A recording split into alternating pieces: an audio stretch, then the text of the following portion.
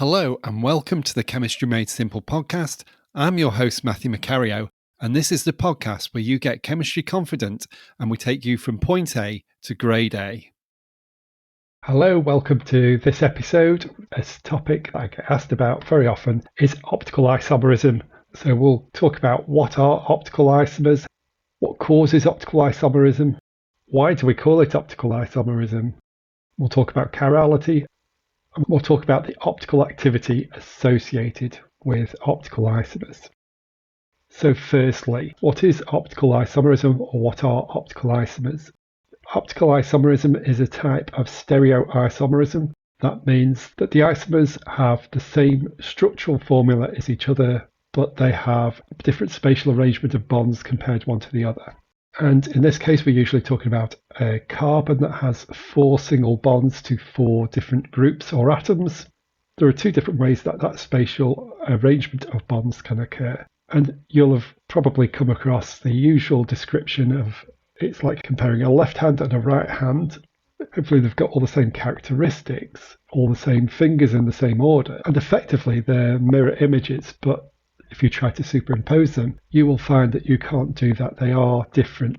They are not the same as each other, and that's the same with the 2 optical isomers in a compound that has stereoisomerism.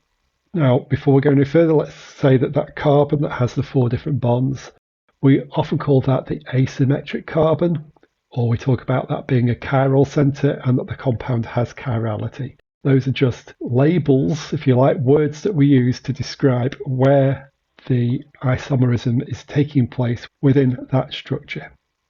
And you might see or be asked to use an asterisk on a structure in order to show where the chiral center is, where the chiral carbon is.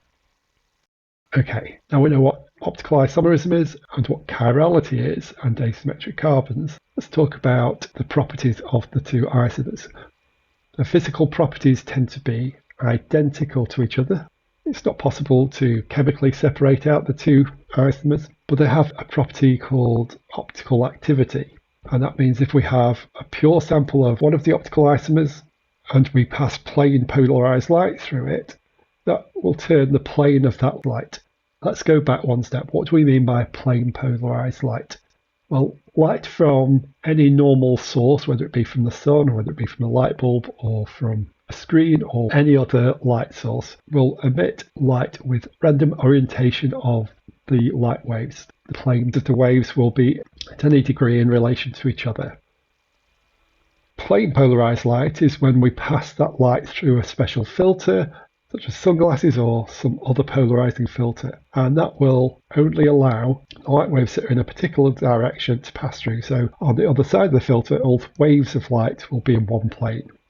If that light is then passed through a sample that is optically active and the position of the plane is observed at the other end, it's possible to see that the light has been turned clockwise or anti-clockwise by a certain number of degrees. That is the optical activity. It's the turning of that plane of light. If we swap our sample so that actually we've got a pure sample of the other isomer, the other enantiomer, and do the experiment again, we'll find that the plane of the light is turned to the same number of degrees but in the opposite direction. So if the first one was clockwise, this would be anti-clockwise to the same number of degrees. And a 50-50 mixture of the enantiomers of the isomers would result in no optical activity, so you would not see the plane changing if you have a 50-50 mixture.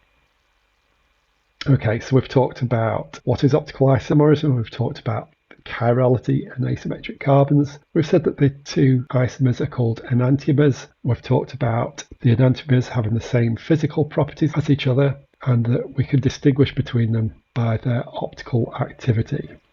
If you've any more questions on this topic, then please do feel free to get in touch with me.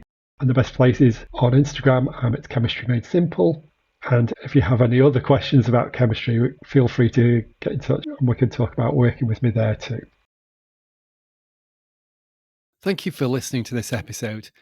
I hope you found it useful, and if you have had value from it, do consider visiting our Patreon community at patreon.com/chemistrymadesimple, where you'll be able to ask deeper questions about this topic and get more support for your studies too.